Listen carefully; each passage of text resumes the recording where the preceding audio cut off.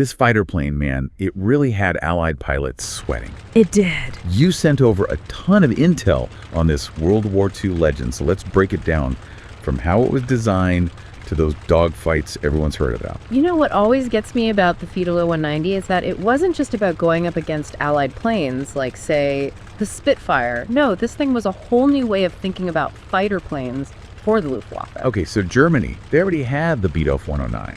And that was a pretty successful fighter, right? So why even bother with a whole new aircraft? Was it just like keeping up with the Joneses in the middle of a war? It's a bit more complicated than that. Don't get me wrong, the Bf 109, it was a winner, but the German Air Ministry, the RLM, they realized they needed a fighter with different strengths. Yeah. Think of it this way. You wouldn't send just one type of soldier into a war, would you? Right, different tools for different jobs. Gotcha. Exactly. So where does Kurt Tank, the guy behind the Fw 190, fit in? Kurt Tank, now he was a brilliant engineer, but his whole approach was shaped by his time in the cavalry.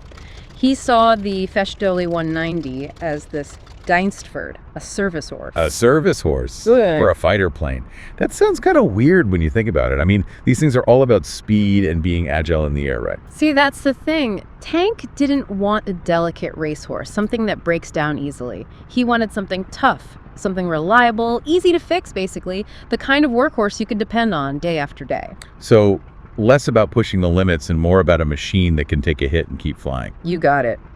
And this idea, this philosophy, you can see it in some of the Fw 190's most unique features. Let's start with the engine, for example. All right, gonna ask about the elephant, or should I say, the radial engine in the room. Most European fighters, they were all about those inline engines back then. Why'd Tank go against the grain, pick a radial engine for the Fw 190?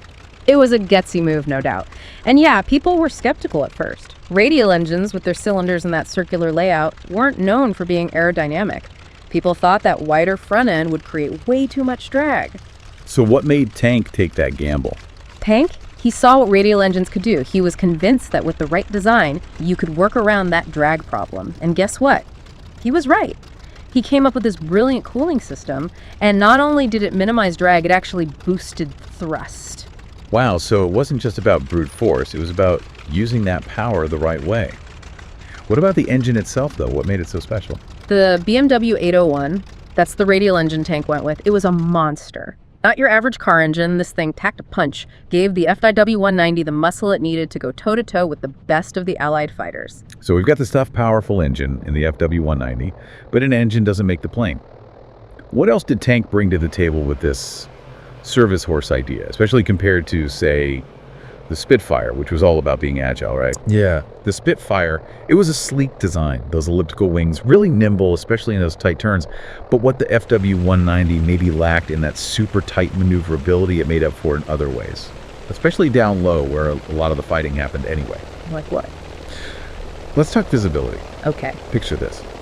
You're up there, thousands of feet in the air, stuck with this cramped little canopy, frames everywhere blocking your view. That was life for a lot of pilots back then. Can't imagine that. But this Fw 190, it had this bubble canopy, gave the pilots a near panoramic view. That's got to be a game changer when you're up there fighting for your life. Totally.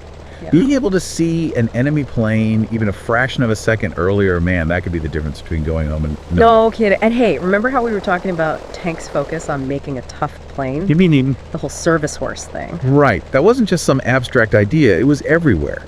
Take the landing gear, for instance. It might seem kind of boring. Right. But solid landing gear, that's crucial for safety and keeping the planes in the air. Right. Can't fly if you can't land. Exactly.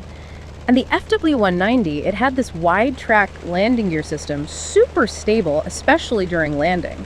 So fewer accidents, less time grounded for repairs. You got it. Again, it all comes back to Tank's philosophy. He wasn't just going for flashy performance. He was thinking about the bigger picture, making something that could take the punishment and keep on going. And you know what? It worked. The Fw 190, it got this reputation for being incredibly tough, able to absorb damage and bring its pilot home. So even something as basic as landing gear can make a huge difference. Absolutely. And speaking of things that don't always get the attention they deserve, the Fw 190's control system. That was another example of Tank's genius. Picture the control stick in the cockpit, right?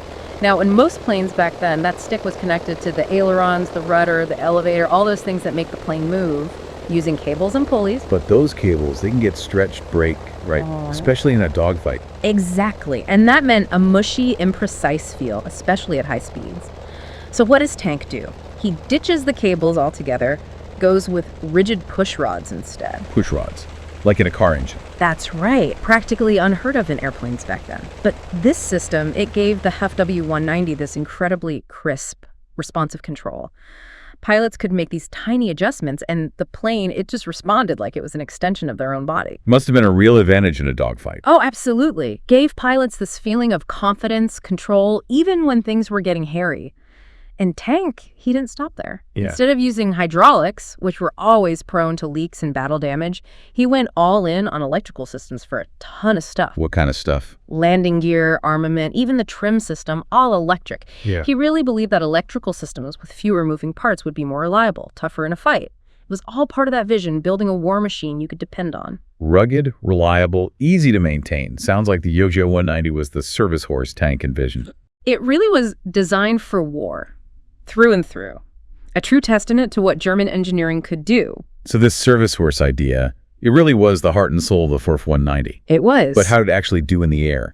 Did the FW 190 live up to all the hype? Oh, it definitely did.